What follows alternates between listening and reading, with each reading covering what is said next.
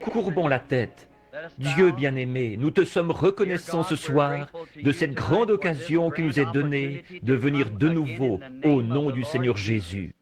Affronter notre ennemi, ton ennemi, ici sur le champ de bataille, avec la parole, pour le chasser du milieu de ton peuple, afin qu'il puisse voir ce soir, Seigneur, la lumière de l'Évangile.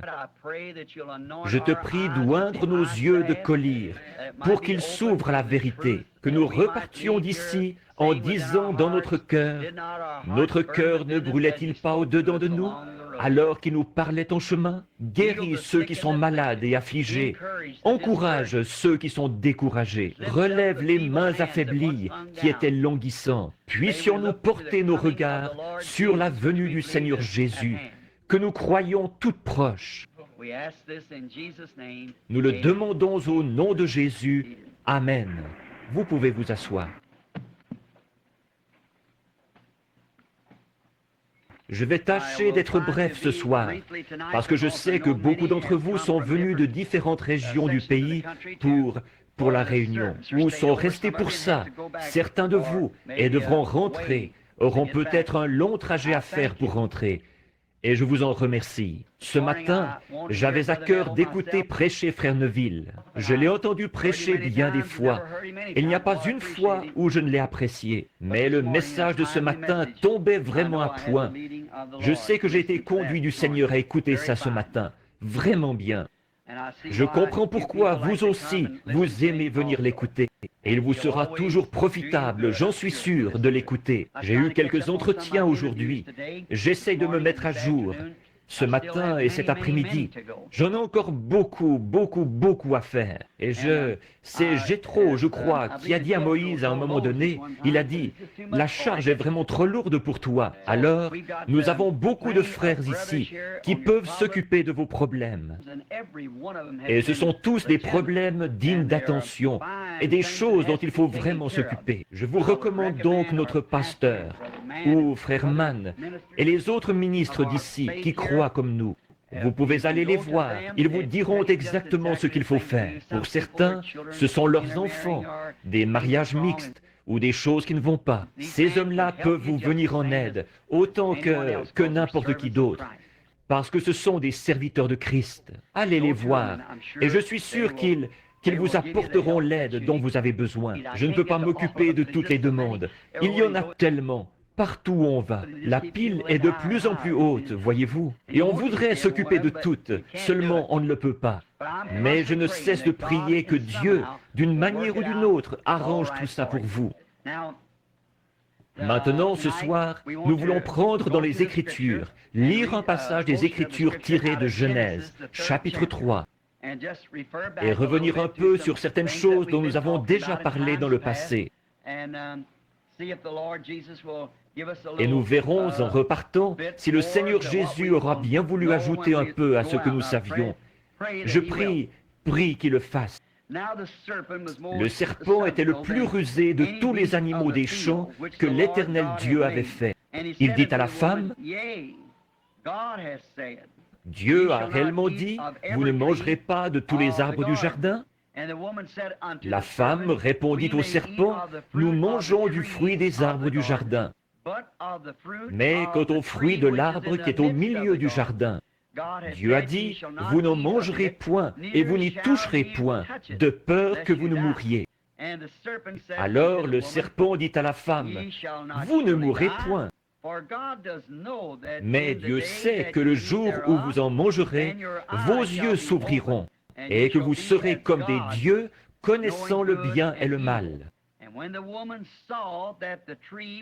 La femme vit que l'arbre était bon à manger et agréable à la vue, et qu'il était précieux pour ouvrir l'intelligence. Elle prit de son fruit et en mangea. Elle en donna aussi à son mari qui était auprès d'elle, et il en mangea. Les yeux de l'un et de l'autre s'ouvrirent, ils connurent qu'ils étaient nus. Et, ayant cousu des feuilles de figuier, ils s'en firent des ceintures. Que le Seigneur ajoute ses bénédictions à la lecture de sa parole. Maintenant, j'aimerais tirer de là mon sujet de ce soir, que j'intitulerai « L'Éden de Satan ». C'est une petite expression assez percutante, ça. L'Éden de Satan. C'est un peu dans le même genre que ce que je disais dimanche soir passé, je crois, quand je vous ai parlé ici du filtre d'un homme qui réfléchit et du goût d'un homme saint. Parfois, avec ces petites expressions choc, on en arrive à quelque chose. Elles nous incitent à étudier, elles vous portent à lire la parole. Et c'est ce que je veux pour toute mon assemblée. L'homme ne vivra pas de pain seulement, mais de toute parole qui sort de la bouche de Dieu. Alors lisez la parole, étudiez-la, et étudiez-la avec les yeux de Dieu, afin de donner à votre intelligence la compréhension, savoir comment vivre en ce jour actuel. Maintenant, de venir ici ce soir, juste pour vous parler, dire, eh bien, je pourrais faire ceci ou cela. J'aime parler avec les gens. J'aimerais même rentrer à la maison avec chacun de vous ce soir. Dieu sait que c'est la vérité. J'aimerais rentrer à la maison avec chacun de vous et prendre le petit déjeuner avec vous demain matin et aller chasser l'écureuil avec vous demain après-midi. Voyez-vous, j'aimerais le faire, mais je ne le peux pas. Et j'aimerais rentrer à la maison avec vous, simplement m'asseoir et parler avec vous, m'asseoir sur le perron après la réunion et prendre le temps de converser avec vous. Vous parlez de votre bien-être et de Dieu. J'aimerais vraiment faire ça. Aux hommes et aux femmes qui sont ici, Dieu sait que j'aimerais le faire, mais je ne le peux pas. Voyez-vous, on est tellement tiraillé et sous tension. Et en cet âge de tension nerveuse où nous vivons, et je suis moi-même d'un tempérament nerveux. Aujourd'hui, je suis bien décidé, telle chose. Il faut absolument que je fasse ça. Et demain, c'est à 1000 lieues de mes préoccupations. Quelque chose est venu s'interposer, ce qui a fait ceci et cela. Et on a toutes les peines du monde à garder toute sa tête. Mais ce que je cherche à accomplir par-dessus tout, c'est de prêcher l'Évangile à l'Église et faire tout ce que je peux pour honorer Jésus-Christ en ce jour-ci, pendant que je suis ici sur terre et pour le temps qui me reste à vivre sur terre. Je suis venu pour essayer de vous dire quelque chose qui vous aidera, quelque chose. Je me suis mis à l'étude après être rentré à la maison ce matin. Qu'est-ce que je pourrais dire ce soir, Seigneur, pour aider ces gens en écoutant ce message puissant de ce matin que Frère Neville nous a apporté au sujet de... J'ai trouvé ça vraiment formidable, ce qu'il a dit là. Le médecin peut établir le diagnostic, mais l'homme qui arrive avec un plateau rempli d'aiguilles, c'est lui qui fait l'injection. Alors, j'ai trouvé que c'était vraiment une petite façon tout à fait savoureuse d'exprimer la chose. J'ai réfléchi là-dessus. Le sérum après le diagnostic. Alors, c'est une très bonne chose, ça. Je voulais vous parler de quelque chose, vous apporter quelque chose qui vous éclairerait sur la promesse de Dieu pour cet âge-ci. Voyez, quelque chose, non pas quelque chose que quelqu'un d'autre a été à une autre époque, mais quelque chose. Et alors que ces choses-là sont très bien, il nous arrive à tous de parler de ces choses.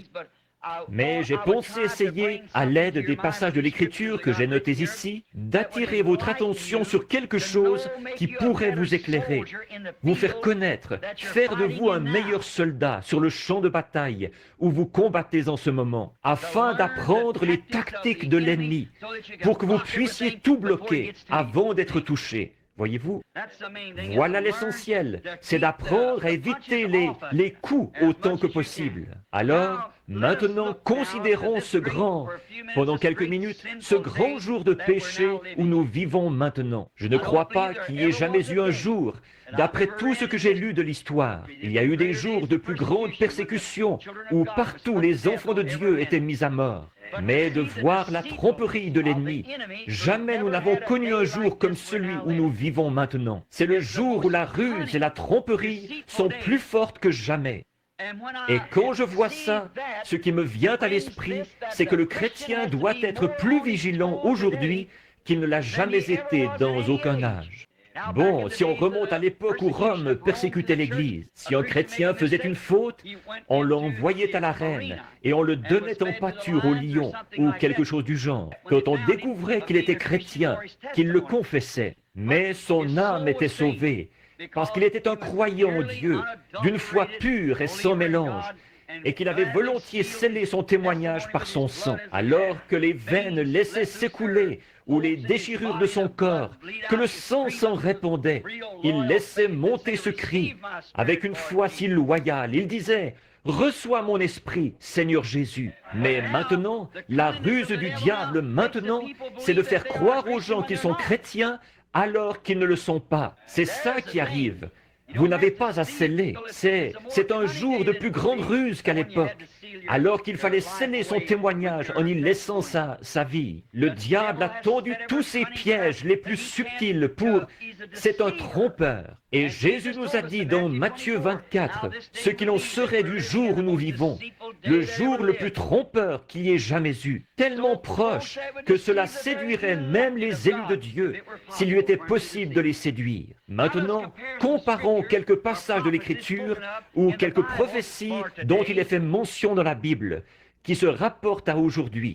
Comparons-les avec le jour où nous vivons maintenant. 2 Timothée 3 nous enseigne ceci. Le prophète a dit que de nos jours, il arriverait que les hommes seraient emportés, enflés d'orgueil, aimant le plaisir plus que Dieu. Faites la comparaison là pendant un petit instant. Nous allons juste en parler brièvement, parce que nous n'avons pas le temps de tout voir en détail, comme nous devrions le faire. Mais juste pour faire un peu la lumière là-dessus, pour que vous puissiez voir quand vous rentrerez chez vous et que vous étudierez ça.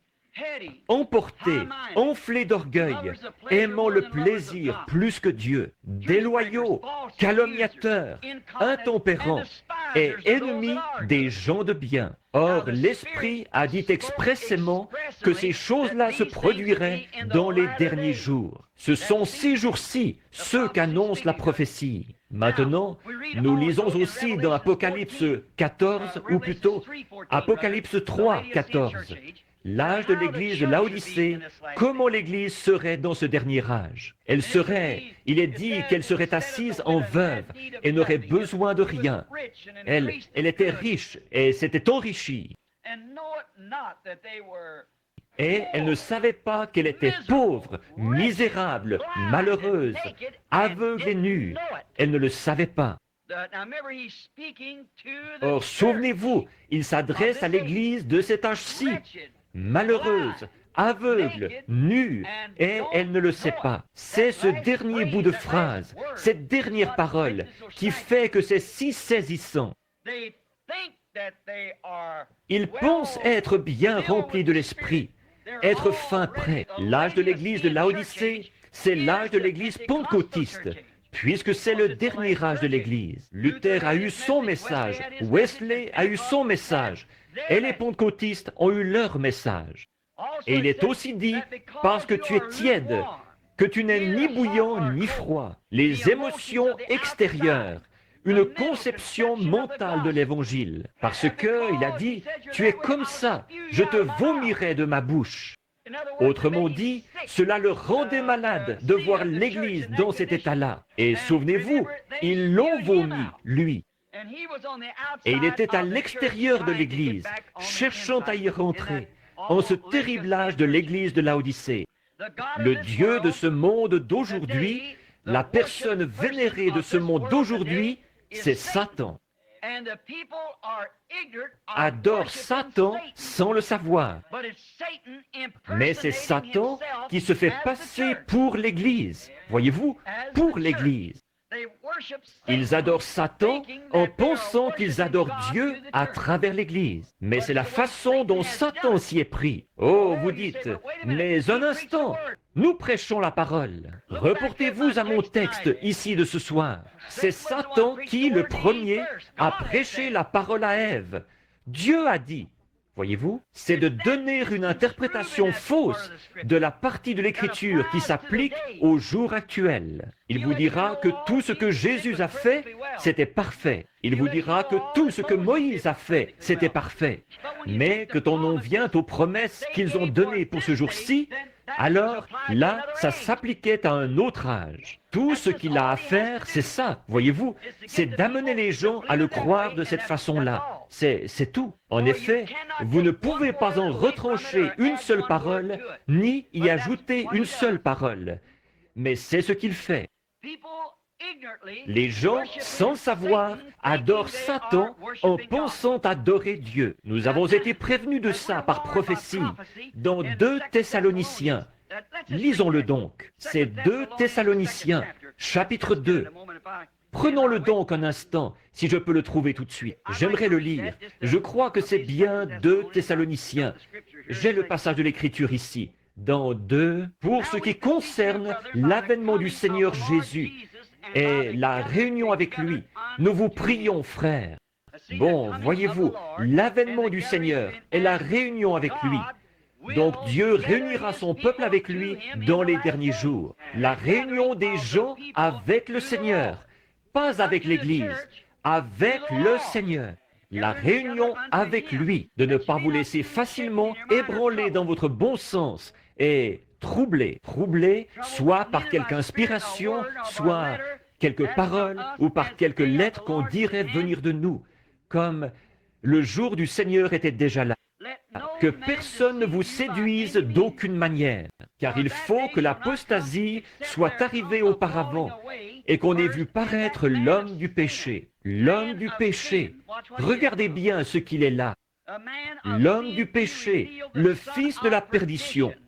Ça, c'était Judas, voyez-vous, l'adversaire qui s'élève au-dessus de tout ce qu'on appelle Dieu ou de ce qu'on adore, jusqu'à s'asseoir dans le temple de Dieu, se proclamant lui-même Dieu. Cette tromperie de l'Église d'aujourd'hui, voyez-vous, le fils de la perdition, le diable, le fils de la perdition, le diable. Donc, les gens adorent Satan en ce jour-ci en pensant qu'ils adorent Dieu, mais ils l'adorent à travers un credo, des dénominations faites de main d'homme et des credos qui ont fini par entraîner les gens dans la plus grande tromperie que le monde ait jamais connue. Peu importe combien la parole de Dieu, promise pour ce jour-ci, est prêchée et confirmée, ils refusent quand même d'y croire. Ils refusent d'y croire. Pourquoi donc? Nous nous demandons pourquoi. Pourquoi est-ce? Pourquoi refuse-t-il d'y croire? Dieu avait dit qu'il ferait une certaine chose, et il l'a fait. Et même là, ils s'en détournent et la rejettent. Tout comme Ève. Elle savait que ce que Dieu avait dit, Dieu le ferait. Mais elle s'en est détournée pour écouter ce qu'il avait à dire. Souvenez-vous-en, dans les autres âges, ça a toujours été la même chose. Dans chaque âge, ça a toujours été. Satan cherche à pervertir cette parole en la présentant aux gens de façon à ce qu'ils voient un autre âge. Regardez, quand Jésus est venu, voyez-vous, Satan était installé dans ce groupe de docteurs juifs, de rabbins et de sacrificateurs. Il essayait de leur dire qu'il fallait observer la loi de Moïse, alors que la parole elle-même déclarait que ce jour-là, le Fils de l'homme allait être révélé. Voyez-vous, qu'il allait se révéler. Alors, leurs efforts tendaient vers ça, pourvu qu'ils gardent les gens religieux et assujettis à la loi de Moïse. Vous voyez ce qu'il a fait? Il essayait de leur dire, cette partie de la parole est tout à fait exacte, mais ce n'est pas cet homme, ce n'est pas la bonne personne. Vous voyez comme il est trompeur? C'est vraiment ce jour de grande tromperie. Ça a toujours été, et c'est pareil maintenant. Satan établit son royaume sur la terre.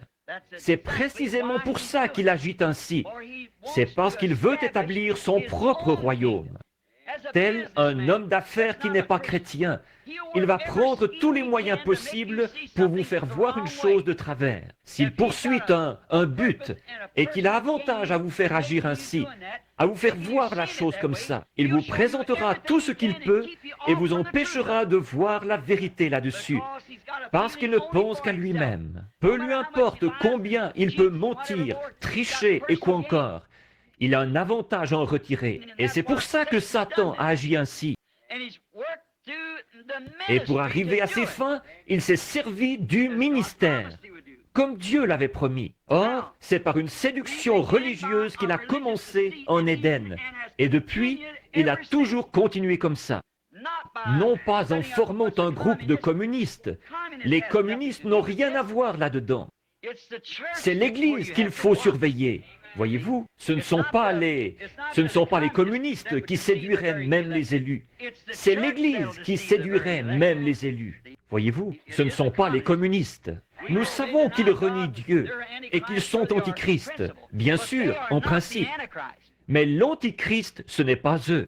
L'antichrist est religieux, très religieux. Il peut citer l'Écriture et nous la présenter d'une façon tellement claire. C'est ce que Satan a fait là-bas au commencement. Il a tout cité bien correctement. Dieu a dit, vous ne mangerez pas de tous les arbres du jardin. Voyez-vous, il la cite bien correctement. Elle a dit, oui, nous pouvons manger de tous les arbres du jardin, mais il y a un arbre au milieu du jardin dont Dieu a dit qu'il ne fallait pas manger, car ni même y toucher, parce que le jour où nous le ferions, ce jour-là, nous mourrions. Il a dit, oh, sûrement que vous ne mourrez pas. Mais je vais te dire pourquoi Dieu a dit ça. C'est parce que, voyez-vous, il a cité cette vérité. Vous voyez? Il a dit, alors vos yeux s'ouvriront et vous connaîtrez le bien et le mal. Vous serez comme Dieu à ce moment-là. Si vous arrivez à faire ça, c'est exactement ça qu'il veut faire. Et c'est exactement ce qu'il cherche à faire aujourd'hui. La même chose. Il s'est agi de séduction religieuse au tout début, en Éden, et depuis, ça a toujours été pareil. Du temps d'Adam, c'était de la séduction. Du temps de Noé, c'était de la séduction. Du temps de Jésus, c'était pareil. Et maintenant, c'est pareil. Le même moyen, une tromperie religieuse. Maintenant, si nous remarquons la terre, quand Dieu avait la haute main sur elle. Or, quand Dieu avait la haute main sur elle. Ensuite, quand Satan a pris possession en rejetant la parole de Dieu. Dieu, à un moment donné, avait la haute main sur la terre. Il l'a placée sur son orbite. Il l'a disposée pour qu'elle soit fonctionnelle. Il a tout fait. Il avait la haute main sur elle. Maintenant, nous allons comparer ça avec après, quand elle est tombée aux mains de Satan. Or, Dieu a mis 6000 ans. Il ne lui a pas fallu autant de temps, mais il y a mis ce temps-là, 6000 ans, parce qu'il nous est enseigné qu'un jour au ciel correspond à 1000 ans sur terre. Aussi, c'est en 6000 ans ou en 6 jours que Dieu a fondé la terre. Dieu a mis 6000 ans à la fonder, à l'ensemencer de bonnes semences, et que tout produise selon son espèce. Tout doit être produit selon son espèce. Toutes ces semences étaient bonnes, elles devaient donc produire selon leur espèce. Dieu a mis 6000 ans. Finalement, quand il a eu terminé, et finalement, le quartier général de la terre a été établi dans un lieu magnifique, situé à l'est de l'Éden, appelé le Jardin d'Éden. Dieu a établi le quartier général du monde dans le Jardin d'Éden, en Égypte. C'est à l'extrémité est du jardin que se trouvait le quartier général. Et comme maître des lieux, il a désigné son fils et l'épouse de son fils pour gouverner tout ça. C'est exact. C'est ce que Dieu a fait. Il leur a confié la direction entière. Il pouvait parler au vent et ceux-ci cessaient de souffler. Il parlait à tel arbre et il se déplaçait d'ici à là. Le lion et le loup paissaient ensemble et l'agneau se couchait avec eux. Le mal n'existait pas. C'était la paix parfaite, l'harmonie parfaite. Tout était parfait. Et quand Dieu avait la haute main sur la terre, et remarquez, il avait vu à ce que son monde, Il avait vu à ce que tout y fonctionne bien. Il avait vu à ce que tout progresse bien. Tous se nourrissaient de végétaux. Rien n'allait mourir, rien n'allait se gâter, rien n'allait se perdre. Rien, c'était tout simplement parfait. Et, à la tête de tout ça, il a placé ses enfants bien-aimés, son fils et sa fille, un mari et sa femme, pour diriger. Dieu était tellement satisfait. Et il s'est reposé de toutes ses œuvres le 7e jour. Il a sanctifié ce 7e jour, en a fait son sabbat. En effet, Dieu a contemplé l'ensemble, après avoir mis 6000 ans à modeler et à préparer, à créer tout ça. Il a dressé les montagnes et, par les volcans, il a projeté les montagnes vers le ciel et toutes ces choses qui ont été produites au cours des éruptions. Il l'a fait sécher et tout était tel qu'il l'avait disposé. Et c'était un endroit magnifique. Il n'y avait rien de comparable à ces glorieux paradis de Dieu et les dinosaures gigantesques et tout ce qui s'y mouvait. Tous les grands animaux, ils étaient inoffensifs. Ils étaient doux comme un chaton. Ils étaient exempts de tout. Pas de maladie, pas de peine, pas un seul germe porteur de maladie sur terre. Oh, quel endroit! Les grands oiseaux volaient d'arbre en arbre. Adam les appelait par leur nom. Il venait se poser sur son épaule et lui roucouler à l'oreille. Et, oh, quel endroit merveilleux Dieu avait là! Ensuite, il a produit un des attributs qui provenaient de son propre corps. Dieu a des attributs dans son corps. Par exemple, vous êtes un attribut de votre Père. Et si vous remarquez, vous étiez dans le grand-père du grand-père de votre grand-père. Mais là, disons, nous allons nous en tenir à, disons, vous et votre Père. Bon, vous n'aviez connaissance de rien quand vous étiez dans votre Père. Le germe de vie provient du mâle. Le mâle a la cellule de sang. La femme a le l'ovule. Donc, et c'est la cellule de sang qui renferme la vie. Et alors, quand vous étiez dans votre Père, en fait, vous n'en saviez rien. Mais n'empêche que la science et la parole de Dieu prouvent que vous étiez dans votre Père. Seulement, vous n'en saviez rien. Mais votre Père, là, il désirait ardemment vous connaître. Et grâce à son union intime avec votre mère, alors il était donné à votre Père de vous connaître. Maintenant, vous êtes l'attribut de votre Père. Vous lui ressemblez, et certaines parties de votre corps ressemblent à votre Père. Or, il en était de même pour Dieu au commencement. Chaque fils de Dieu et chaque fille de Dieu était en Dieu au commencement. Vous ne vous en souvenez pas en ce moment, mais vous y étiez. Il le savait, et il voulait que vous existiez sous une forme qui lui permettrait de prendre contact avec vous, de parler avec vous et de vous aimer, de vous serrer la main.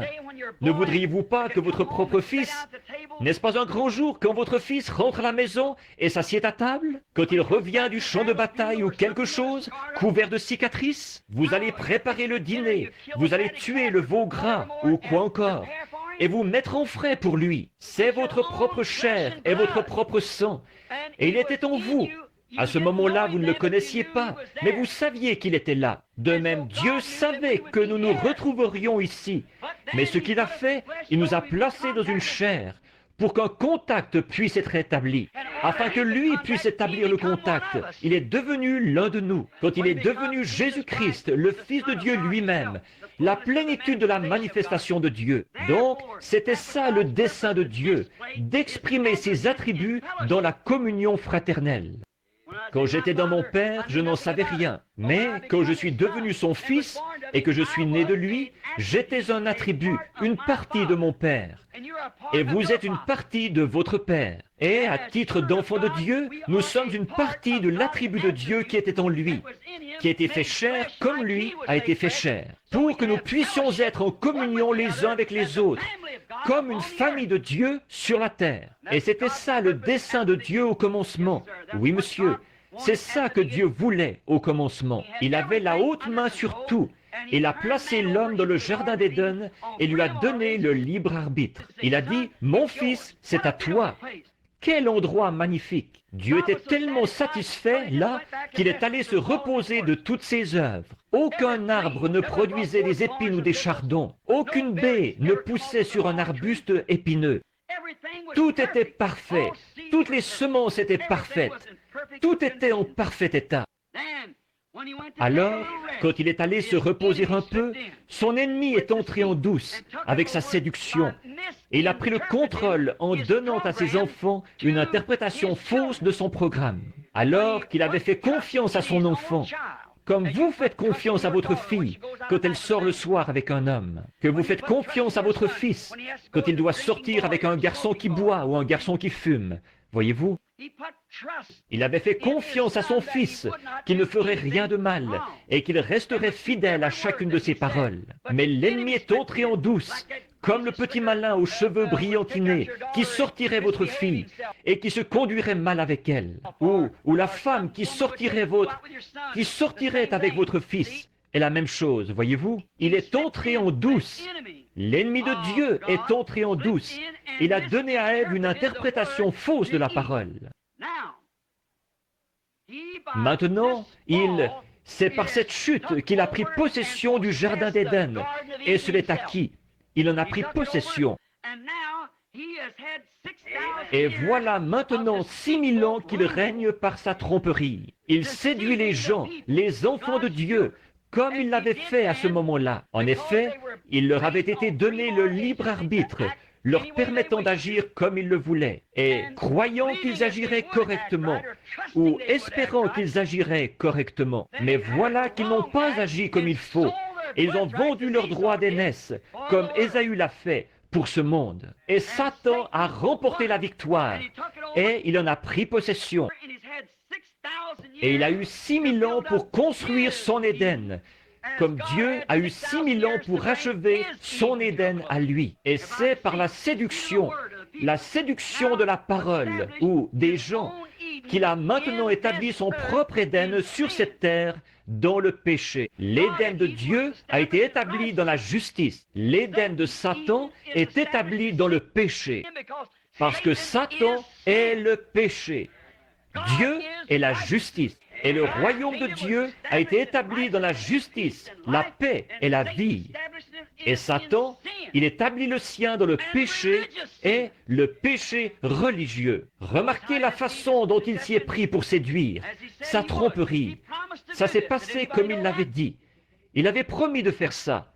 Est-ce que quelqu'un le savait? Prenons dans Ésaïe, si vous voulez, quelques-uns des versets que j'ai ici.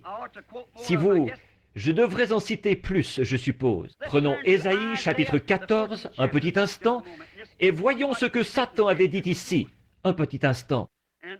Dans Ésaïe 14, nous allons le lire. Observez ce que ce personnage a fait. Ésaïe 14, à partir du verset 12. « Te voilà tombé du ciel, astre brillant, fils de l'aurore. Tu es abattu à terre, toi, le vainqueur des nations. Tu disais en ton cœur, je monterai au ciel, j'élèverai mon trône au-dessus des étoiles, c'est-à-dire des fils, des étoiles de Dieu. Et je m'assiérai sur la montagne de l'assemblée, l'extrémité du septentrion. Et je monterai sur le sommet des murs, et je serai semblable au Très-Haut. Maintenant, comparez ça ici avec les autres versets que nous avons pris dans Thessaloniciens tout à l'heure, où il disait, il est assis dans le temple de Dieu, s'élevant au-dessus de tout ce qu'on appelle Dieu, jusqu'à être adoré comme Dieu sur la terre. Voilà le Dieu de ce monde dont je vous ai parlé dans ma prédication de dimanche passé. Le voici aujourd'hui avec sa séduction. Cette heure perfide, ce temps terrible où nous vivons, c'est le temps le plus glorieux de tous les âges, parce que nous avons de nouveau devant nous le grand millénium. Nous avons de nouveau devant nous l'Éden. Par contre, nous sommes en plein dans l'âge où toute la séduction et toutes les tactiques qu'il a jamais utilisées et avec lesquelles il a réussi à séduire, il les a toutes rassemblées et s'est donné plus de force. Et le voici maintenant comme Dieu. Alors qu'il prend la place de Dieu, il est religieux. Il peut citer l'Écriture. et vous annoncez l'Écriture exactement comme Satan l'a fait à Ève dans le Jardin d'Éden. Mais tout ce qu'il a à faire, c'est d'en mettre une seule partie, d'ouvrir cette brèche par laquelle la doctrine pernicieuse du diable pourra s'infiltrer, comme le filtre de l'homme qui réfléchit, dont nous parlions l'autre soir. Donc, il a dit qu'il s'élèverait au-dessus du Très-Haut. Il monterait au-dessus des nues et des étoiles, et il s'assiérait là comme Dieu. Il serait au-dessus du Très-Haut. Et il a réussi à mettre ses menaces à exécution. Certainement qu'il a eu énormément de succès à mettre ses menaces à exécution. En effet, dans tous les âges, les gens l'ont laissé déprécier par ses explications la parole de Dieu promise pour cet âge-là. C'est exactement comme ça qu'il s'y est pris. Dans tous les âges, il l'a déprécié par ses explications. À l'époque de Noé, il a expliqué qu'il était impossible qu'il pleuve du ciel, car il n'y a pas de pluie là-haut. Son grand évangile scientifique qu'il a prêché dans le Jardin d'Éden. Il pouvait envoyer des instruments jusqu'à la Lune et prouver qu'il n'y avait aucune humidité là-haut. Seulement Dieu avait dit qu'il y aurait de la pluie. Mais Satan a réussi et il a empoisonné l'esprit des gens par une recherche scientifique qui déclarait que la chose n'était pas faisable. Mais elle s'est faite. Dieu avait dit qu'elle se ferait et elle s'est faite. Effectivement. Maintenant, à l'époque de Jésus, il a fait la même chose. De nouveau, il a empoisonné l'esprit des gens par sa séduction. Voyez-vous, en donnant une interprétation fausse de la parole. Si tu es le Fils de Dieu, maintenant laisse-moi te voir agir en conséquence. Jésus n'a pas fait le bouffon pour lui. Jamais il ne l'a fait. Dieu n'est pas un bouffon. Il n'a pas à exaucer aucune des demandes de Satan. Il n'avait qu'à. Jésus a dit, il est écrit, tu ne vivras pas, l'homme ne vivra pas de pain seulement, mais de toute parole qui sort de la bouche de Dieu. Voyez-vous, il n'avait pas à faire le bouffon à cause de lui. Il n'avait pas à faire du pain. Il aurait pu en faire, mais il aurait écouté le diable. Alors, il n'avait pas à écouter le diable. De nouveau, c'est le péché religieux, comme au commencement, tellement trompeur.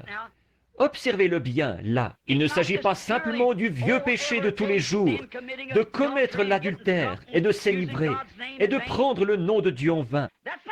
Il ne s'agit pas de ça. Non, vous vous souvenez, il y a des années, beaucoup d'entre vous qui venez ici depuis longtemps, vous vous souvenez de ma prédication quand j'avais prêché sur les désillusions au jugement. La prostituée, elle ne sera pas déçue là-bas. Elle sait où elle s'en va. L'ivrogne ne sera pas déçu là-bas. Le contrebandier d'alcool, celui qui joue à des jeux d'argent, le menteur, le voleur, ce n'est pas lui qui va être déçu, mais c'est cet homme qui pense être dans le vrai. Là voilà la désillusion. C'est cet individu qui est venu dire, « Seigneur, n'ai-je pas prêché l'Évangile? N'ai-je pas chassé des démons par ton nom ?» Jésus a dit, « Retirez-vous de moi, vous qui commettez l'iniquité. Je ne vous ai même jamais connu. » Là voilà la désillusion. Voyez-vous, cette tromperie. C'est ce que je ne cesse de...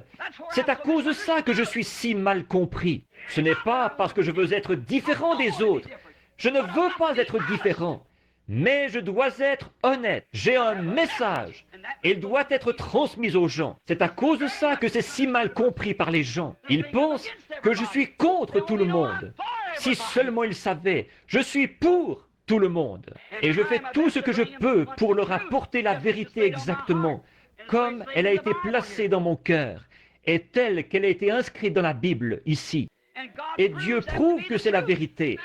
Alors, il n'y a rien à faire. Alors, ou bien il la regarde en face, ou bien non. Voyez-vous, ils ne veulent pas voir ce qu'il en est, parce qu'ils ont déjà tout vendu. Ils ont vendu leur droit d'aînesse à une organisation, à une dénomination, une tentative, leur droit d'aînesse, d'aller au ciel en se reposant sur une religion organisée. Et c'est Satan qui est le chef de tout ça. Dieu n'a jamais eu de religion organisée. Jamais. Et ils vendent tout pour ça. Alors un groupe d'hommes, ils interprètent la parole et déclarent qu'elle veut dire ceci et qu'elle veut dire cela. Dieu n'a pas besoin d'interprète. Il s'occupe lui-même de l'interpréter. Il n'a besoin de personne d'autre pour lui dire comment procéder. Il est souverain. Il a dit de quelle façon il procéderait. Et c'est comme ça. Il doit tenir sa parole. Voici les signes qui accompagneront ceux qui auront cru. C'est exactement ce qu'il voulait dire. Tout ce qu'il a annoncé comme devant se produire, il a annoncé ce qu'il arriverait en ces derniers jours, qu'il allait faire certaines choses. Et il les a faites. Il n'a pas à demander à qui que ce soit si c'est le moment ou pas. Il sait quel est le moment et quel est le plan. Maintenant, Satan, ce trompeur, tel qu'annoncé dans Matthieu 24, 24, avec tant de séduction. Maintenant, nous voyons que par ces programmes évangéliques, la connaissance, une meilleure instruction, une éthique supérieure, la civilisation et tout, il a ensorcelé les gens qui veulent servir Dieu au point qu'ils croient à son mensonge. Ève ne voulait pas faire ça, mais il lui a montré qu'elle y trouverait plus de sagesse. Elle ne savait pas, elle voulait savoir.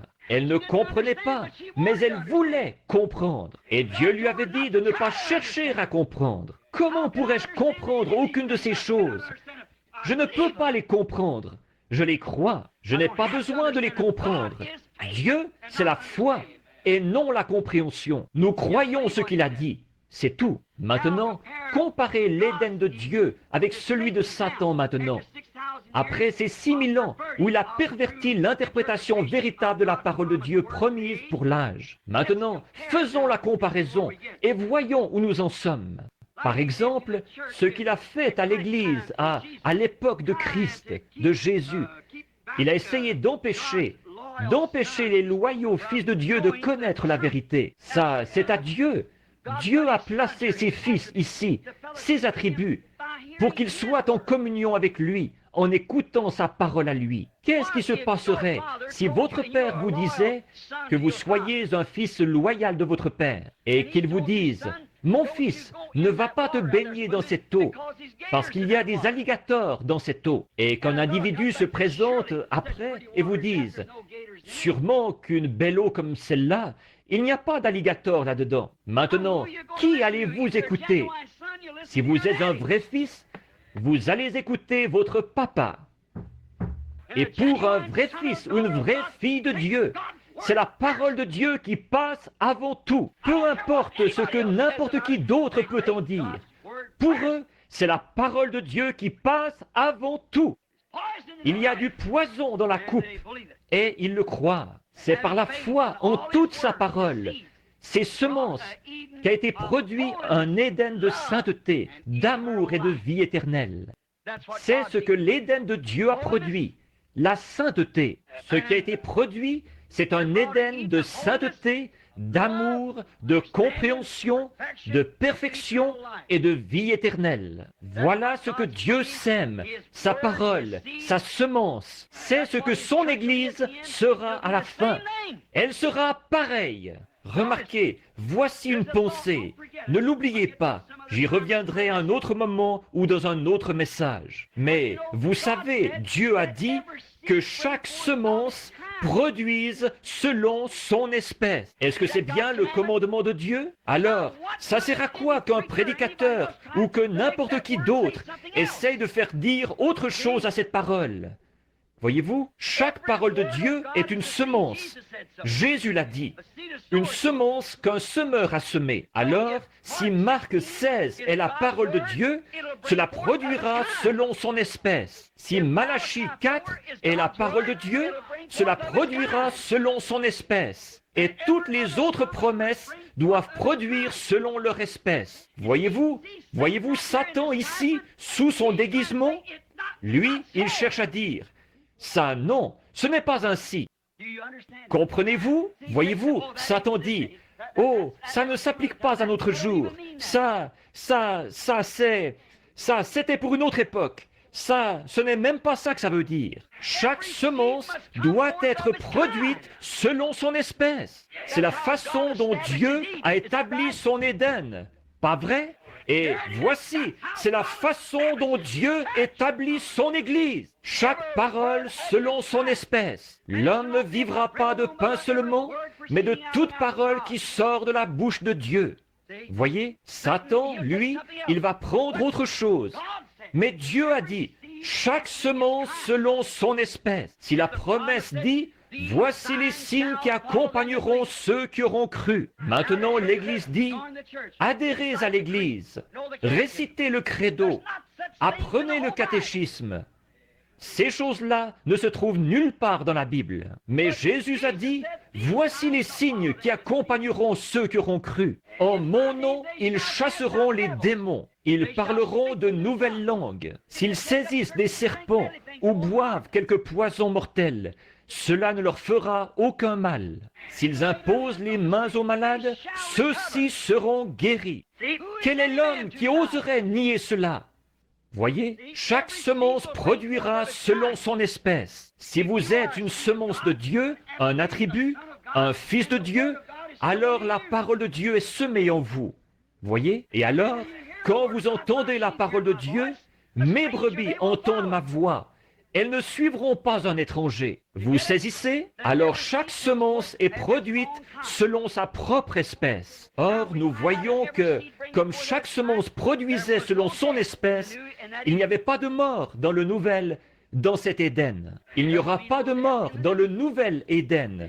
Voyez-vous? Il n'y avait rien d'autre que la sainteté, la pureté et la vie éternelle. Maintenant, l'incrédulité dans toute la parole de Dieu, c'est ce qui a produit la semence d'impiété dans l'Éden de Satan. Nous arrivons maintenant au point où Satan va occuper son trône comme antichrist dans un Éden de cette terre. Un Éden de péché, de religion pervertie. Il n'a pas commencé en disant « Je suis Satan, je suis l'ange magnifique ». Pas comme ça, mais en pervertissant la parole de Dieu. Et c'est comme ça qu'il a bâti son royaume dans chaque âge. Et maintenant, dans cet âge de grande tromperie, il est prêt à occuper son trône grâce à son peuple. Il s'est bâti un Éden intellectuel, instruit, scientifique. Exact. Des prédicateurs scientifiques, une église scientifique, une théologie scientifique. Tout est scientifique. Tout repose sur la connaissance. L'Église entière est bâtie sur la connaissance. Elle n'est pas bâtie sur la foi. Un jour, je suis allé tenir une réunion à l'église d'un certain homme. C'était une grande salle, dans l'Ouest, un homme très bien. Il niait ces choses dont nous parlons, mais pourtant je l'aimais bien, un homme très bien, un homme âgé. Quand son assemblée est sortie, il y avait environ 6000 places assises dans la salle. Quand son assemblée est sortie, à la réunion de l'après-midi, environ 1500 personnes. C'étaient tous des intellectuels bien habillés. Je suis resté assis là à les observer. Cet homme avait prêché un très bon sermon. Ensuite, il a demandé si quelqu'un voulait accepter Christ, de simplement lever la main. Et personne n'a levé la main. Et une femme a fini par lever la main. Il a dit, « Très bien, vous êtes chrétienne à présent. » Et il s'est occupé de la faire baptiser. Et puis, quand il est sorti, il a consacré un bébé. Il a embrassé le petit bébé et a fait une prière pour lui. Et il a laissé partir les gens. Quand son assemblée est sortie, c'étaient tous des gens bien, érudits, instruits. Là, je suis resté tout près pour serrer la main à cet homme et lui souhaiter bonne chance comme il sortait. Et à ce moment-là, mon groupe est entré. On ne pouvait pas les laisser entrer pendant que son groupe était là. Le mien est arrivé en fauteuil roulant, sur des civières, en camisole de force, des aliénés et tout le reste. Vous voyez la différence ? C'est ça. Voilà la chose dont je parle. Voyez-vous? Voyez-vous, c'est quelque chose de différent. Alors que, par une connaissance scientifique, vous pouvez produire un évangile compréhensible, par lequel celui qui croit en Jésus-Christ, ne sera pas condamné. Voyez-vous? Mais voici les signes qui accompagneront ceux qui auront cru. Voyez-vous? Il omet d'inclure ça. Voyez-vous? Elle a cru en Jésus-Christ. Elle est sauvée. Si ces signes accompagnent la croyante, et celui qui entend ma parole, pas juste de déchiffrer les mots, pas de l'entendre avec ses oreilles, mais de la comprendre. N'importe qui peut l'entendre. Une prostituée peut l'entendre et rester une prostituée. Voyez-vous? Un ivrogne peut l'entendre. Un menteur peut l'entendre est resté quand même un menteur. Mais celui qui comprend ma parole et qui croit à celui qui m'a envoyé a la vie éternelle. Et voilà, voyez-vous, et personne ne peut faire ça à moins que Dieu l'ait prédestiné. Jésus a dit, « Nul ne peut venir à moi si mon Père ne l'attire. Et tous ceux que le Père m'a donnés viendront à moi. » Amen. Tout repose dans la souveraineté et la prescience de Dieu. Il vit seul et il n'y a personne qui lui dit quoi faire. Alors, par l'incrédulité de ne pas accepter toute la parole de Dieu, c'est ce qui a produit une semence d'incrédulité, d'impiété, de péché, de haine et de mort éternelle dans cet âge de l'Église rempli de péché intellectuel. Maintenant, avez-vous saisi?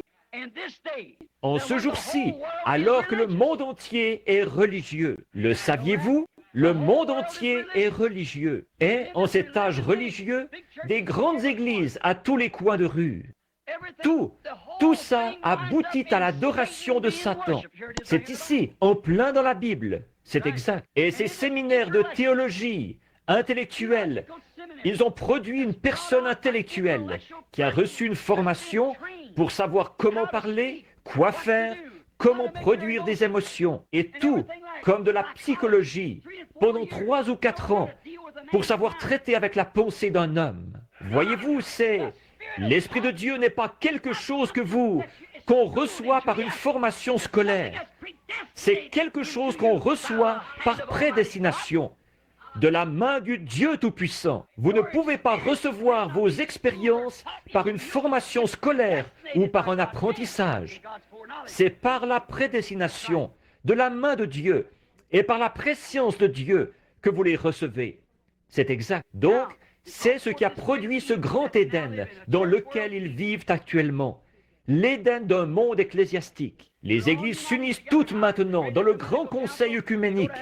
Elles vont former l'Église mondiale. Toutes vont se réunir sous un seul chef, alors que Satan sera mis sur un trône. Exactement. Et le dernier appel est lancé pour atteindre l'épouse avant qu'elle n'entre là-dedans. Car une fois là-dedans, elle a pris la marque de la bête et est condamnée. Elle n'en sortira jamais. C'est pour cette raison qu'il est dit, « Sortez du milieu d'eux, mon peuple », avant que tout cela aboutisse là-dedans, avec lui. Voyez-vous? Sortez du milieu d'eux et séparez-vous. Donc la haine, la mort et la séparation éternelle d'avec Dieu dans cet Éden. La convoitise, la souillure, la perversion. Comment? En semant la mauvaise semence. Ça me rappelle la vision que j'ai eue avant que je rencontre les pentecôtistes pour la première fois, de cet homme qui parcourait la terre, habillé en blanc. Vous m'avez entendu la raconter bien des fois. Et quelqu'un est venu derrière lui. Il semait des semences de discorde. Mais il a bel et bien remporté la victoire dans Ève, dans le jardin d'Éden, par la convoitise d'Ève pour le péché. La convoitise pour Ève du péché. Donc, si Ève a eu soif de connaissance, c'était un péché. Et nous, quand nous avons soif de connaissance, que nous voulons avoir un doctorat en philosophie, un doctorat en droit, c'est un péché, ça. Ce sont des déclarations fracassantes, mais c'est la vérité. Peu importe combien c'est fracassant, c'est quand même la vérité. Voyez-vous, d'avoir soif de connaissance, de comprendre. Ce qu'il y a aujourd'hui, c'est que nous ne cherchons pas à établir la parole de Dieu dans le cœur des gens. Nous cherchons à nous établir nous-mêmes. Les églises cherchent à établir la doctrine de l'Église dans le cœur de la personne. Nous avons reçu l'ordre d'établir la parole de Dieu. Paul a dit, « Je ne suis pas allé chez vous avec les discours persuasifs de l'homme, afin que votre foi soit fondée sur la connaissance de l'homme. Mais je suis allé chez vous avec la puissance, avec des manifestations du Saint-Esprit, afin que votre foi soit fondée sur Dieu. » Voilà. L'homme ne doit pas s'établir lui-même. C'est ce que nous trouvons parmi que Dieu fasse quelque chose pour une personne et l'envoie, et vous allez voir tous les autres chercher à imiter ça. Voyez-vous, ils cherchent à s'établir eux-mêmes. Chacun, moi, j'ai fait ceci, moi, ma dénomination, moi, ceci. Ils s'établissent eux-mêmes. Quel est le sujet de notre prédication? Nous-mêmes ou le royaume de Dieu? Établir la parole de Dieu, retirer l'incrédulité du cœur de l'homme et y établir le royaume de Dieu. Et le royaume de Dieu ne peut pas être établi dans le cœur d'un homme, à moins que Dieu ait conçu cet homme ainsi. Il ne peut pas être établi dans... Et souvenez-vous, ce qui est trompeur là-dedans, c'est que l'homme pense être dans le vrai. Il y a telle voie qui semble droite à un homme. Tout être intellectuel semble être dans le vrai. Comme je vous le racontais un dimanche, il y a quelques semaines, quand je me suis tenu près de mon bébé mourant, Satan était là qui me disait, « Il y a ton papa qui est mort dans tes bras l'autre soir. Il y a ta femme qui est étendue à la morgue. Et ici, il y a ton bébé qui s'en va. Et tu lui as demandé de t'exaucer. Et il a baissé le rideau devant toi. Maintenant, et pourtant, il est un Dieu bon. Et pourtant, tu disais qu'il était un guérisseur. Qui soutient ce que tu disais être vrai, tu as tort. Oh, tout le raisonnement, toutes les facultés mentales ne pouvaient faire autrement que de reconnaître que c'était vrai. Et il avait raison. Jusque-là. Et il avait aussi raison quand il a dit à Ève, « Vos yeux s'ouvriront et vous distinguerez le bien et le mal. Et vous serez comme des dieux à cause de ça, en distinguant le bien et le mal. » En effet, Dieu ne les avait pas encore laissés se rendre compte qu'ils étaient nus. Alors, il savait qu'ils distingueraient le bien et le mal. Et il avait raison. Mais vous voyez, c'était contraire à la parole de Dieu. Et c'est pareil pour les ministres qui vont dans les séminaires apprendre une théologie faite de main d'homme. Ça peut sembler vrai, ça peut être une bonne façon de comprendre la chose, mais c'est faux. Nous n'avons pas besoin de la comprendre. Nous la croyons parce que c'est ce que Dieu a dit. Et ça règle la question pour toujours. Toute la chose, c'est comme ça qu'il faut la croire. Oh, combien Ève avait soif d'avoir un doctorat en philosophie. Voyez-vous, combien elle avait soif d'être plus intelligente qu'elle ne l'était. Remarquez la similitude, l'homme et sa femme. Maintenant, remarquez, l'homme et sa femme, tous deux étaient nus dans le jardin d'Éden, l'Éden de Dieu. Maintenant, je vais conclure. J'avais dit que je ne vous garderais que quelques minutes. Regardez, observez là alors que je conclus. Maintenant, comparez ceci.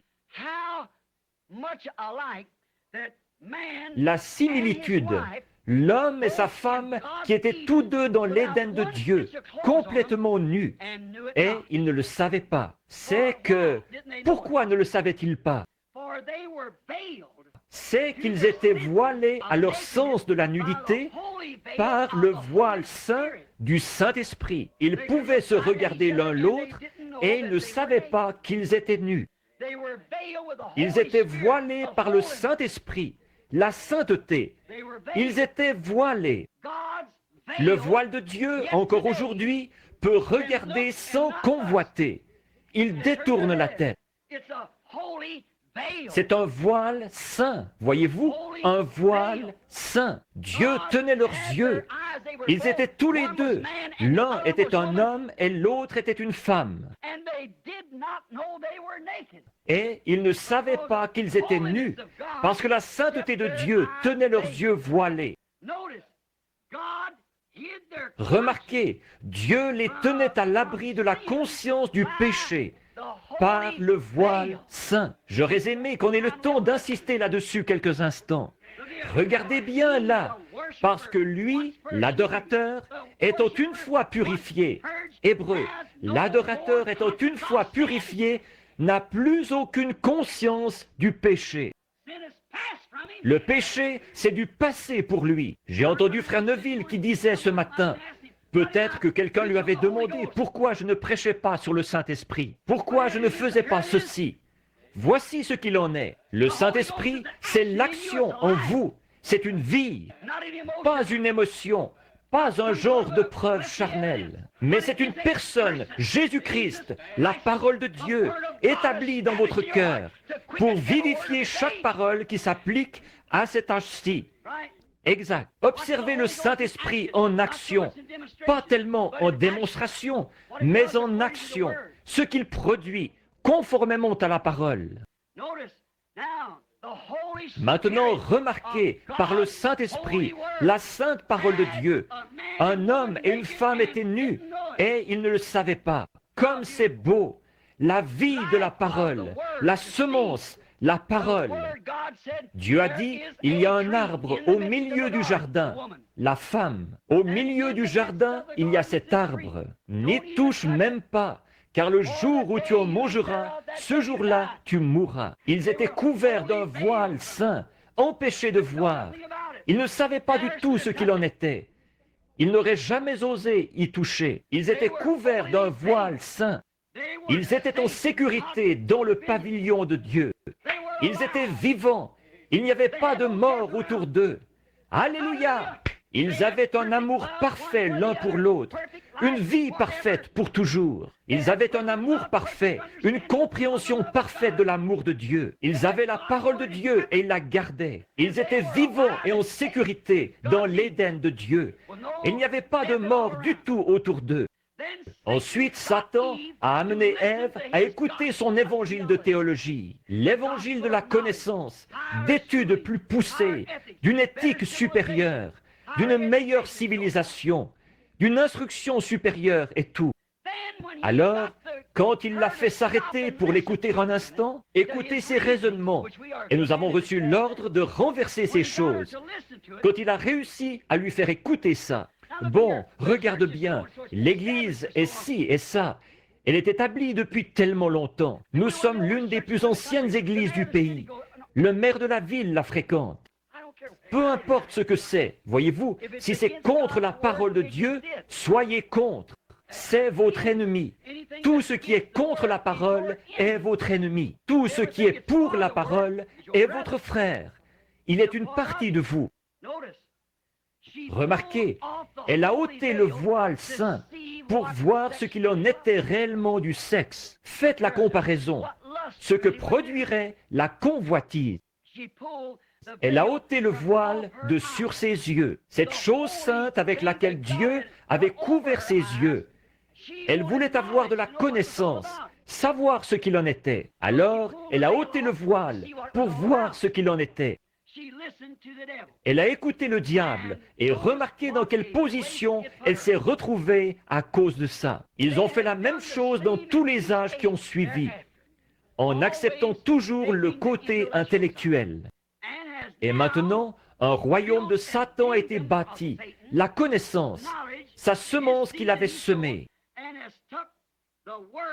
Et c'est ainsi que le monde est devenu un Éden de mort. Maintenant, remarquez, maintenant considérez Apocalypse 3, l'âge de l'église de Laodicée. Pensez-y. Maintenant, remarquez. Elle, Ève, est la reine de Satan.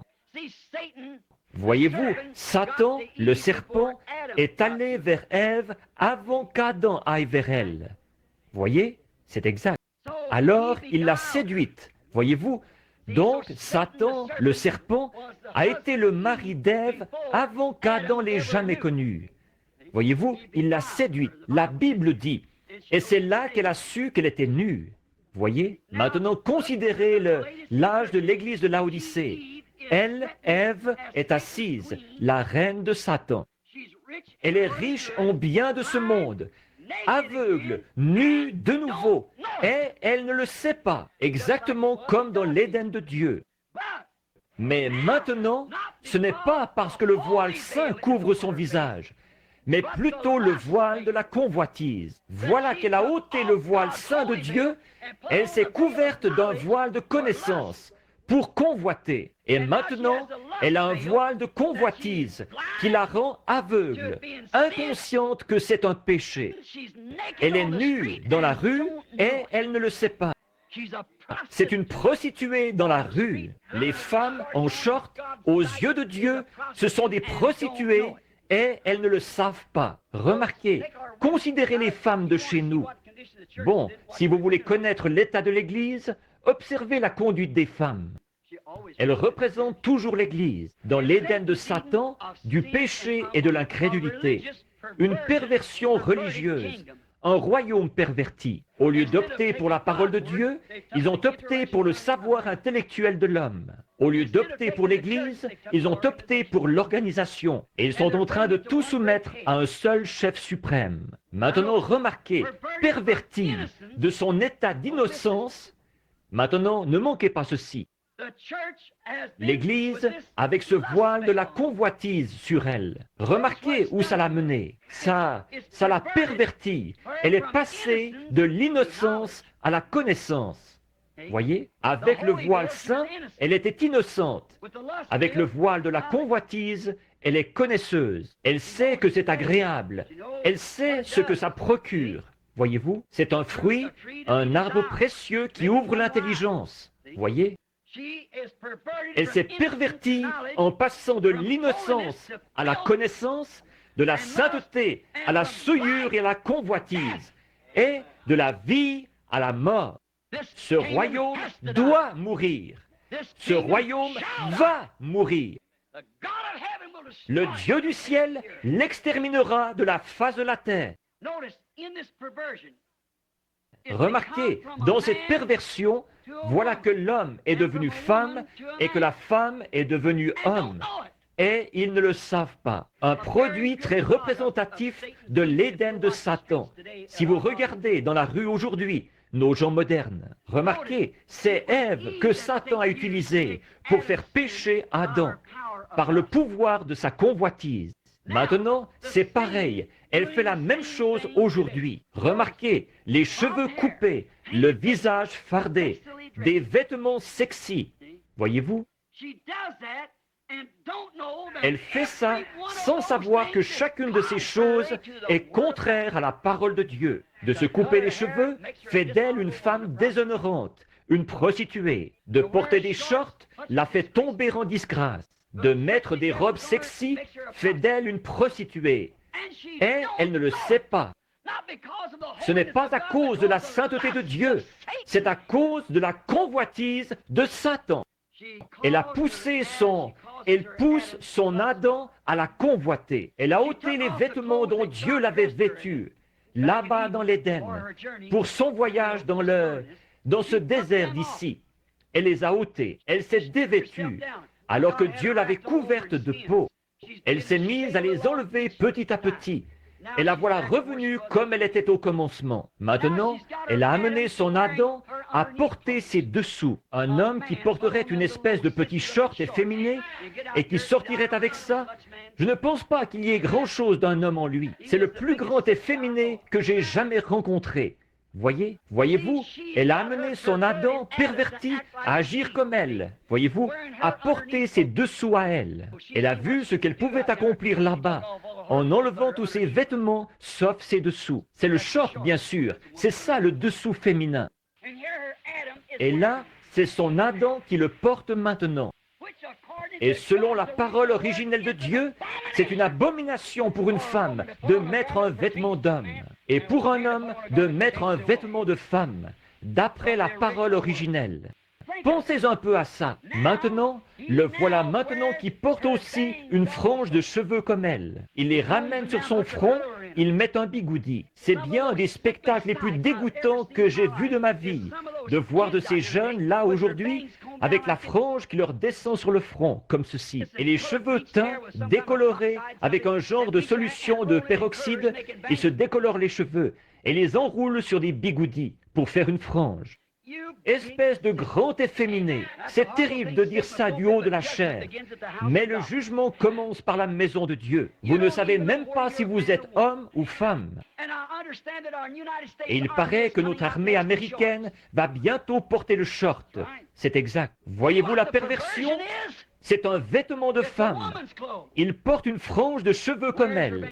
L'autre jour, j'étais dans un Howard Johnson, pas celui d'ici, mais un sur la route qui mène à l'extérieur de la ville. Je suis resté assis là complètement stupéfait. Voilà un jeune gars qui arrive avec la bouche ouverte. Il avait les cheveux foncés ici et il les avait ramenés de ce côté-ci. Et il avait mis un bigoudi pour les friser à la hauteur de ses yeux. Il regardait en l'air avec ça sur les yeux.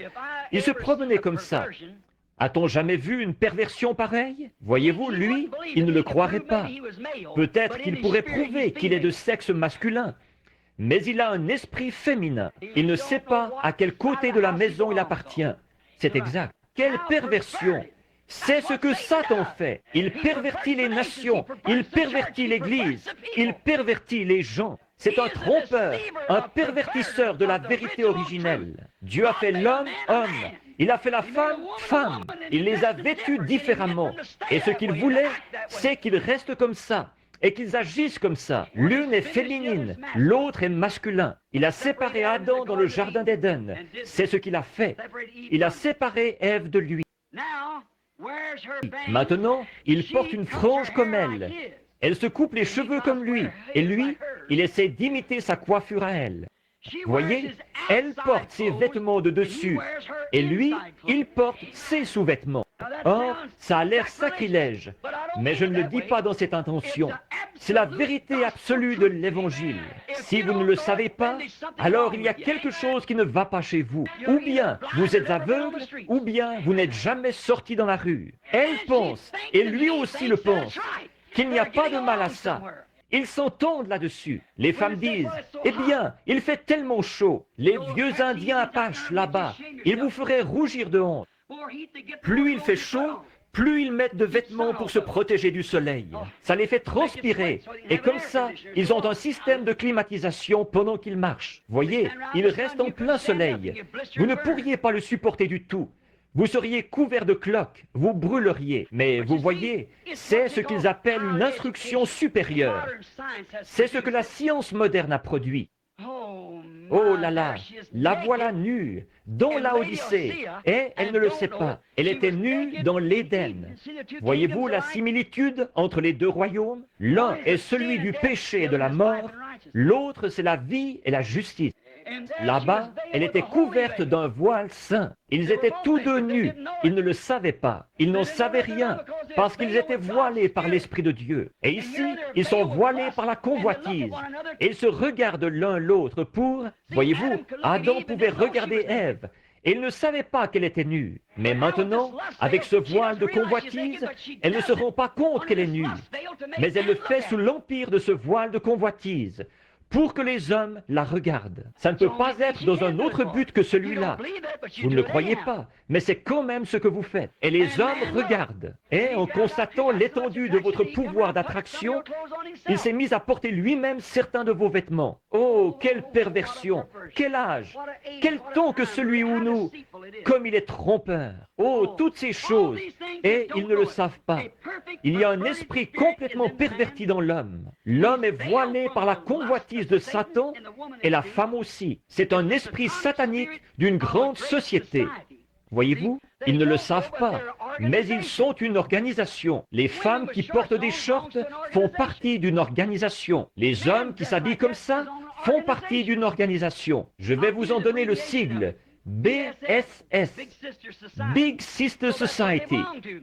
Alors, c'est de ça qu'ils font partie. Ils vont là, une société de grands efféminés, avec un genre de petits pantalons, une espèce de gros spécimen tout déformé, l'air malpropre. Les hommes, vous n'êtes peut-être pas d'accord avec moi là-dessus, mais c'est la vérité. Vous avez été pervertis et vous ne le savez pas. Vous n'agissez plus comme des hommes. Voyez-vous, ils deviennent tellement mous. Et leurs fils, on dirait que ça ne vaudra plus rien. Les hommes et les femmes aussi, ils sont une société. Il y a là une organisation. Comment ça? Jean, le voisin d'à côté, il a porté des shorts. Alors pourquoi pas moi? Louiselle voulait que j'en porte, parce que Jean, le voisin d'à côté, en a porté. Eh bien, si Suzy Jeanne peut en porter, Marthe Jeanne peut en porter aussi, ou Suzy Lou, ou quel que soit son nom, voyez-vous. Voyez-vous, c'est une société, c'est une organisation. Vous en faites partie spirituellement, et vous ne le savez pas. Et si c'est bien ça, et nous le voyons, c'est bien ça, alors vous êtes donc aveuglés. Vous êtes aveuglés devant ces dénominations auxquelles Satan vous a fait adhérer par ses ruses. C'est une perversion de la parole originelle de Dieu, et de son royaume, et de son plan pour ses enfants. C'est Satan qui a entortillé les hommes et les femmes, les entraînant dans ces choses, et ils ne le savent pas. un perverti. Ce n'est plus un fils de Dieu. Une frange qui lui descend sur le visage, en short. Il se promène comme ça dans la rue. Un fils de Dieu? Un diacre à l'église? Un pasteur à la chaire?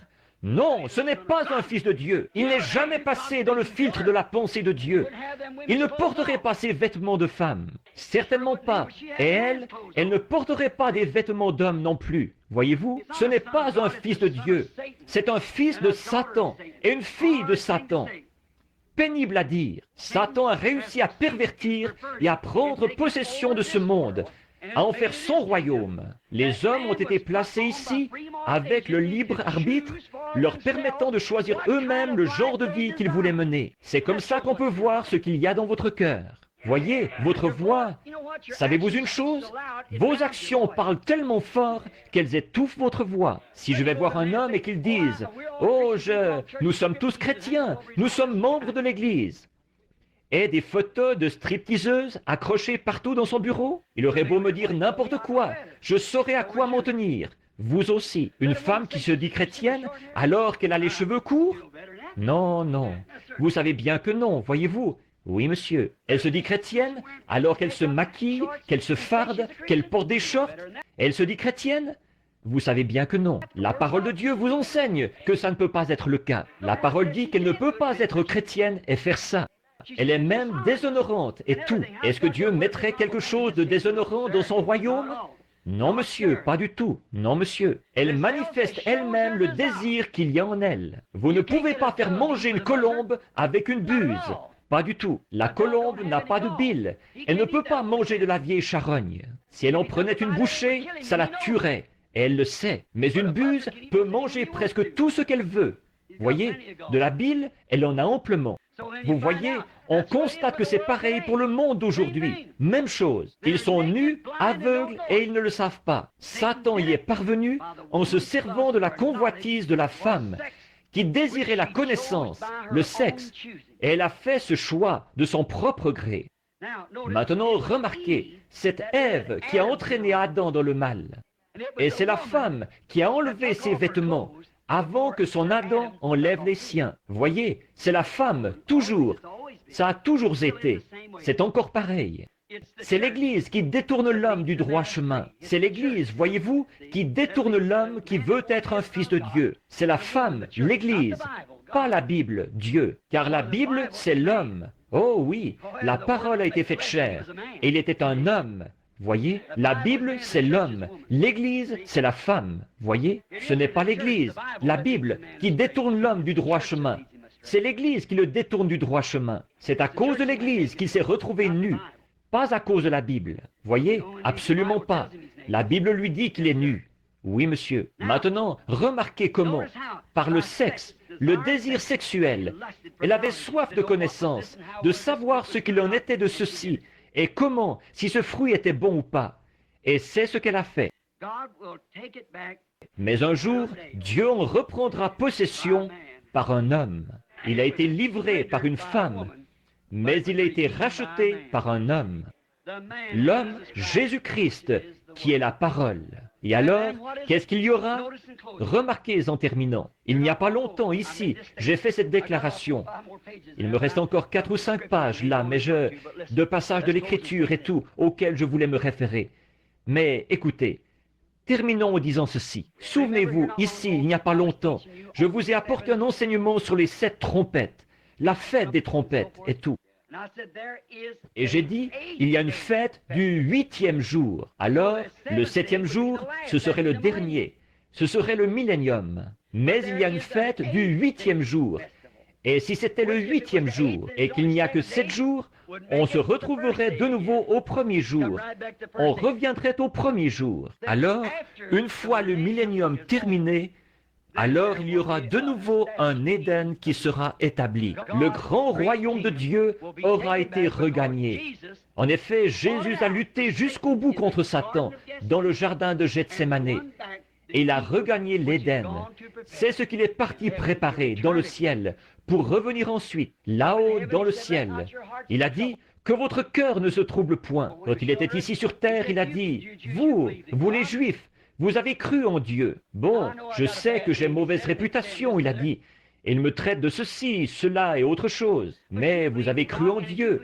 Et comme vous avez cru en Dieu, croyez aussi en moi. Il était Dieu manifesté. Voyez, croyez aussi en... Dans la maison de mon Père, il y a plusieurs. Ou dans le plan de mon Père, dans les projets de mon Père, il y a plusieurs palais. Je vais aller préparer une place. Regardez quelles en sont les dimensions. 1500 000 carrés. Dites, où est-elle? Il est parti la préparer. Il est un créateur. Il crée tout cet or. Les rues sont transparentes. Il est un créateur. Il prépare une place. Dans Apocalypse 21, il a dit, « Et moi, Jean, je vis descendre du ciel, d'auprès de Dieu, la ville sainte, la nouvelle Jérusalem. » La mer n'était plus. Le premier ciel et la première terre avaient disparu. Nos premiers cieux, qu'est-ce que c'était? C'était le millénium. La première terre, qu'est-ce que c'était? C'était celle-ci. Elle sera renouvelée, tout comme elle a été baptisée par Noé au jour de sa prédication. Elle a été sanctifiée par Christ, qui a répandu son sang sur elle. Et elle sera renouvelée, débarrassée de tous les microbes et de tout le reste, lors du renouvellement à la fin, par un baptême de feu, qui tuera tout microbe, toute maladie, toute affection, toute saleté qui ait jamais existé sur terre. Elle surgira, une nouvelle terre paraîtra. Puis je vis un nouveau ciel et une nouvelle terre. Le premier ciel, cette première terre avait disparu, et la mer n'était plus. Et moi, Jean, je vis descendre du ciel, d'auprès de Dieu, la ville sainte, la nouvelle Jérusalem. Là, Dieu sera avec ses attributs véritables, ses fils et ses filles. Là où il pourra communier avec eux dans la sainteté, leurs yeux aveugles à tout péché. À partir de ce moment-là, il n'y aura plus jamais de péché. Faisons tous nos efforts. Ne soyez pas séduits en ce jour-ci, mais efforcez-vous d'entrer par la porte, car tous ceux qui seront laissés dehors seront impudiques, convoiteurs. Quiconque regarde une femme pour la convoiter a déjà commis un adultère avec elle. Tous ceux dehors seront les femmes de mauvaise vie, les hommes de mauvaise vie et tout. Et seulement ceux qui sont rachetés et qui se trouvent dans le livre de vie de l'agneau entreront par la porte. Alors, efforcez-vous, mes amis. Ne soyez pas séduits en ce dernier jour. C'est une époque de grandeur. Tout le monde a de l'argent. Tout le monde peut faire ceci et tout le monde peut faire cela. Et l'argent qui rentre de partout, et les grosses voitures et tout. Il n'y en aura pas une seule dans cette ville-là. Il n'y aura pas une seule voiture, pas un seul avion. Non, ce sera une civilisation complètement différente. Ce sera de nouveau une civilisation, non pas de connaissance, non pas de science, mais d'innocence et de foi dans le Dieu vivant. Efforçons-nous d'y entrer. En effet, c'est là mon seul but. C'est d'entrer un jour dans cette ville et de me retourner tout simplement, vous voir venir avec moi, chacun de vous, marchant au pas, alors que nous chanterons « Quand les élus traverseront ». Je veux être du nombre « Quand les élus traverseront ». Prions, cher Père Céleste, comme les jours arrivent à leur fin et que nous voyons que c'est tout près, que la promesse est près de se réaliser. Nous te prions, Dieu bien-aimé, d'imprimer cela sur nos cœurs pour que nous ne fassions pas d'erreur. Dieu bien-aimé, garde notre conscience pure. Garde nos cœurs voilés, Seigneur, nos yeux voilés aux choses du monde et aux choses vaines du monde, à la vaine gloire que l'on tire à devenir un grand personnage. Peu importe combien grands ils sont, tous les rois, les monarques, les potentats et tout le reste devront périr. Et ils ne ressusciteront pas à la première résurrection. En effet, il est écrit, « Heureux et saint celui qui a part à la première résurrection. » La seconde mort n'a point de pouvoir sur lui. Ô Dieu, la seconde mort, la mort spirituelle, n'a point de pouvoir. Il est racheté. Ô Dieu, de penser qu'à une certaine heure, quelqu'un ira rendre visite à quelqu'un d'autre, et il sera enlevé. De deux dans un lit, j'en prendrai un, et j'en laisserai un. De deux dans un champ, j'en prendrai un et j'en laisserai un. Ô Dieu, aide-nous à être purs devant toi, Seigneur. Quoi que les hommes puissent penser de nous, quoi que les autres puissent dire.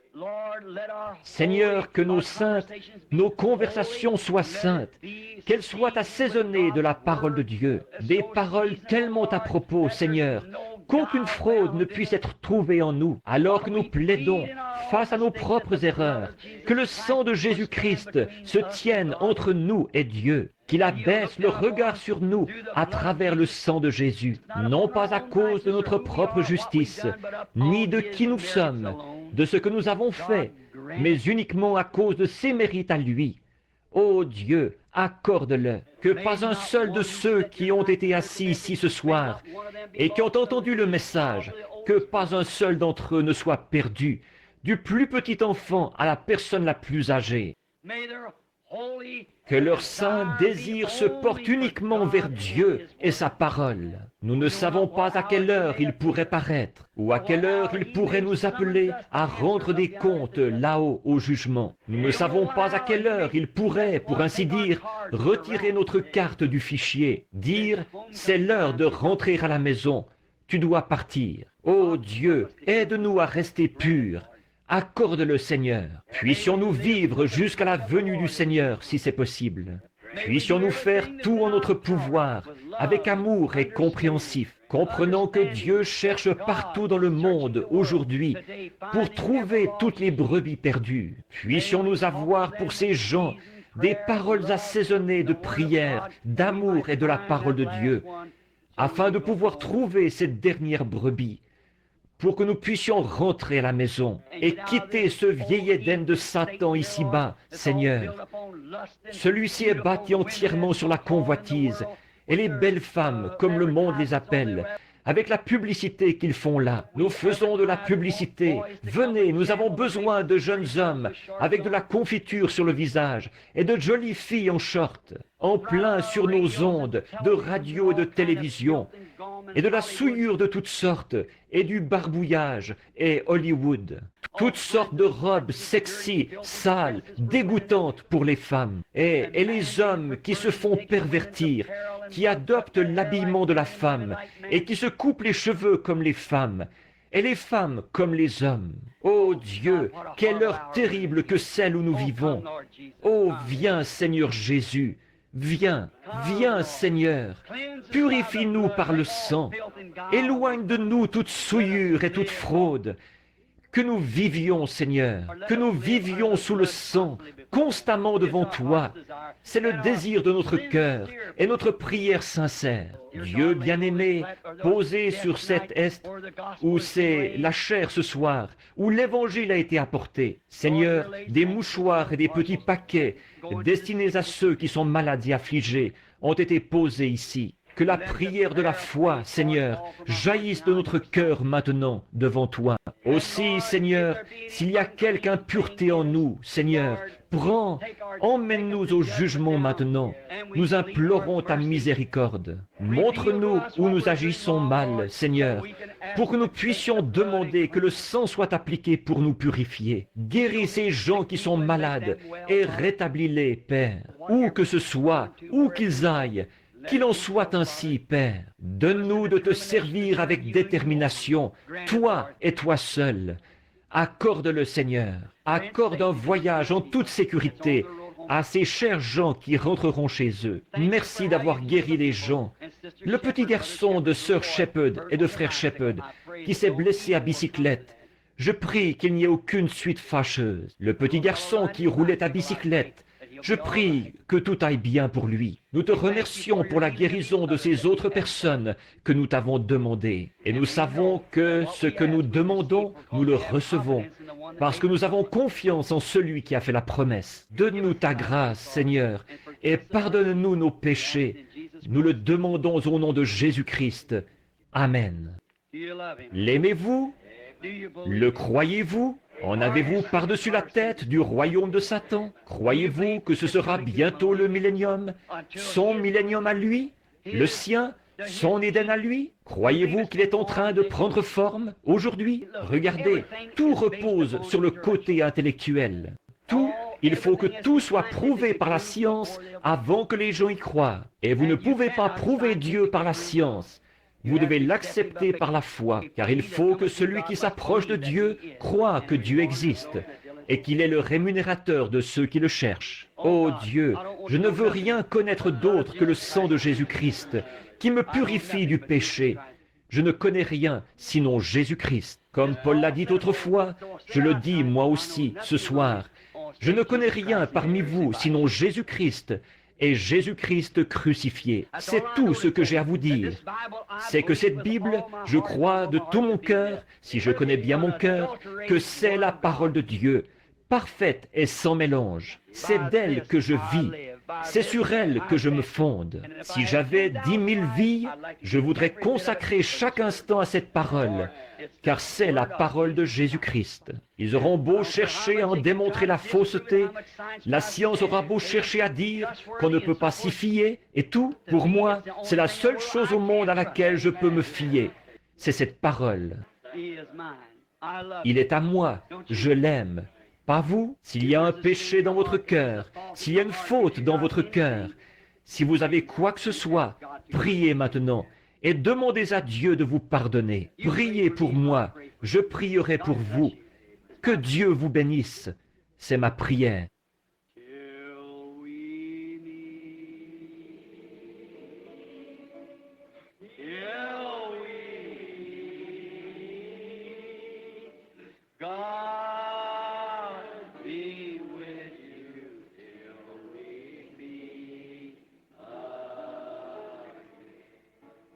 Vous aimez-vous les uns les autres? Jean a dit, petits enfants, aimez-vous les uns les autres. Aimez-vous les uns les autres, car l'amour couvre une multitude de péchés. Maintenant, serrons-nous la main les uns les autres.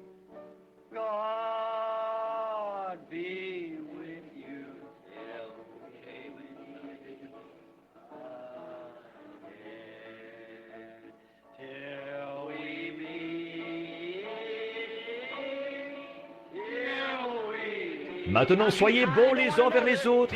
Soyez bons vers tout le monde. Conduisez-vous correctement vers votre prochain. Demeurez sans tâche jusqu'à ce que Jésus vienne.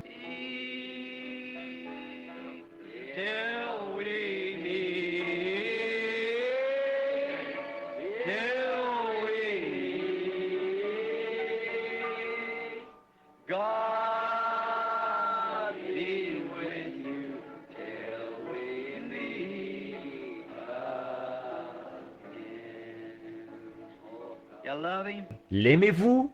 C'est ma prière. Priez pour moi. Je prierai pour vous. Je dois maintenant rentrer à Tucson. Et je prie Dieu de vous bénir tous. De là, j'irai au Canada et je reviendrai au Colorado. Continuellement d'un endroit à l'autre, voyez-vous, jusqu'à ce que Frère Tony est là-bas. Et une chose extraordinaire est arrivée. Tout près du Vatican même, à Rome, ils réclament un réveil, une série de réunions, que je me rende là-bas pour tenir un réveil, à Rome. À Rome. Il en arrive justement. Les gens sont tous d'accord. Il y a un grand stade là-bas, des milliers et des milliers de places assises. Ils veulent que j'y aille pour un réveil. Ils veulent voir la gloire du Seigneur dans le ministère. Je ne sais pas, je dois prier à ce sujet, voir ce que le Seigneur me dira. Oh là là, souvenez-vous, prions tous ensemble. We're watching for the coming of our blessed Savior. Lo and behold, the fig leaves now becoming green. The gospel of His kingdom has gone to every nation, and we're near the end can be seen. Is that right? Then gladly away we'll herald the message of His blessed appearing. Soon He's coming in glory to tell to one and all. Then awake ye saints of the Lord while slumber when the end is nearing. Let's get ready for that final call. Elle reviendra de l'ouest et reprendra sa chevauchée un de ces jours. Souvenez-vous-en, assurément, c'est exact. En attendant, Take the name of Jesus with you, child of sorrow and of woe. It will joy and comfort give you. Take it everywhere you go. Precious name.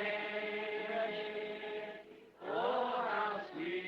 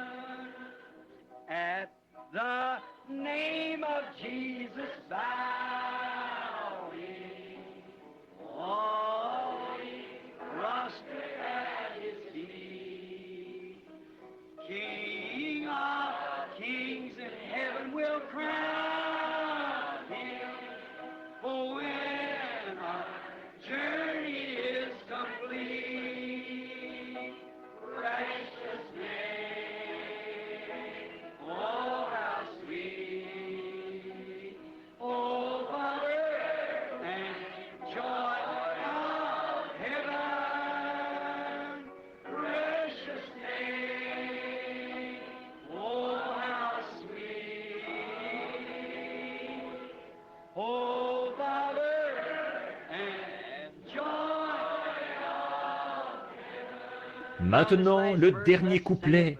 Chantons-le avec nos cœurs inclinés. Maintenant, revêt-toi du nom de Jésus comme d'un puissant bouclier. Et quand les tentations surviennent, ces choses du royaume de Satan, voyez-vous, murmure simplement ce saint nom en priant. C'est tout. Ensuite, éloignez-vous. Ça marche. Je l'ai essayé. Maintenant, croyez-le simplement, parce que ça va marcher. Murmurez simplement son saint nom en priant. The name of Jesus with you as a shield from every snare. When temptation round you, yeah, what do Vous faites alors? Just breathe in holy name. The veil will come over your face and precious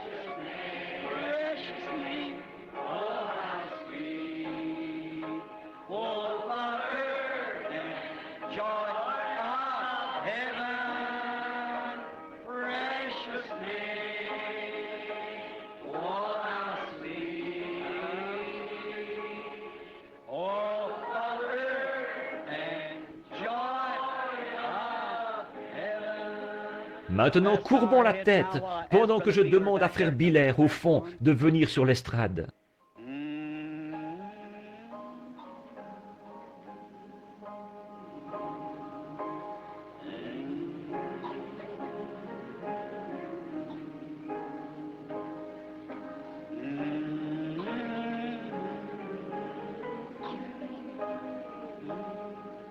Just breathe his holy name in prayer. Si vous voulez bien terminer, frère Biller, si vous voulez bien terminer par la prière ce soir, Precious name. Hope of earth and joy of heaven. Precious name, precious name. Oh, how sweet. Hope of earth and joy of heaven. maintenant, alors que nos têtes sont inclinées et que nos cœurs sont inclinés, frère Biller, l'un de nos associés ici, frère Estel Biller, un frère chrétien très bien, un homme loyal. Je vais lui demander de bien vouloir terminer la réunion ce soir par la prière. Que Dieu vous bénisse, frère Biller.